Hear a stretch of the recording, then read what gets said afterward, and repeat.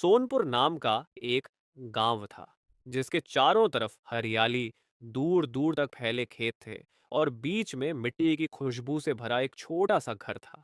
उसी घर में रहता था रमेश, जो एक ईमानदार और मेहनती किसान। उसके साथ उसके माँ बाप हरिदास और शांति देवी रहते थे।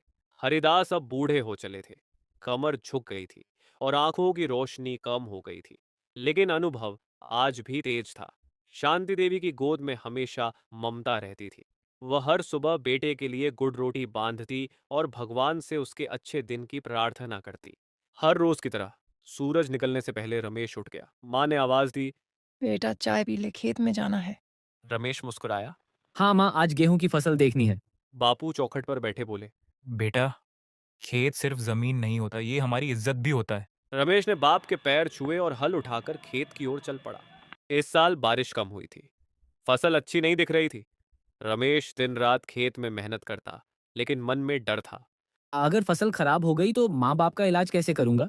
एक दिन गांव में खबर फैली कि सरकार से कोई अधिकारी आने वाला है। सब किसान खुश थे, लेकिन रमेश को भरोसा कम था। एक रात अचानक तेज आंधी और बारिश आ गई। आधी फसल गिर गई।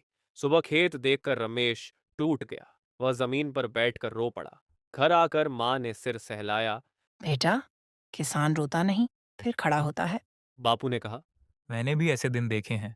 जमीन माँ है, वो खाली हाथ नहीं लौटाती। इसी बीच बापू की तबीयत बिगड़ने लगी।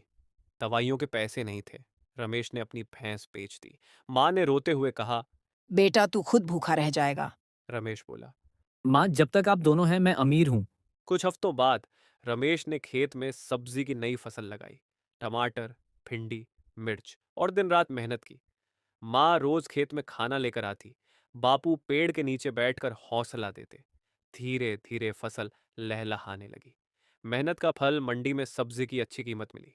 रमेश ने कर्ज चुकाया, माँ बाप का इलाज कराया। घर में फिर से हंसी लौटी।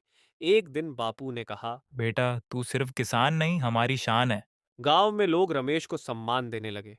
वह आज भी वही किसान था, मिट्टी से जुड़ा, माँ बाप की सेवा में लगा हुआ। रमेश अक्सर कहता। किसान की असली फसल पैसे नहीं, उसके माँ बाप की दुआ होती है।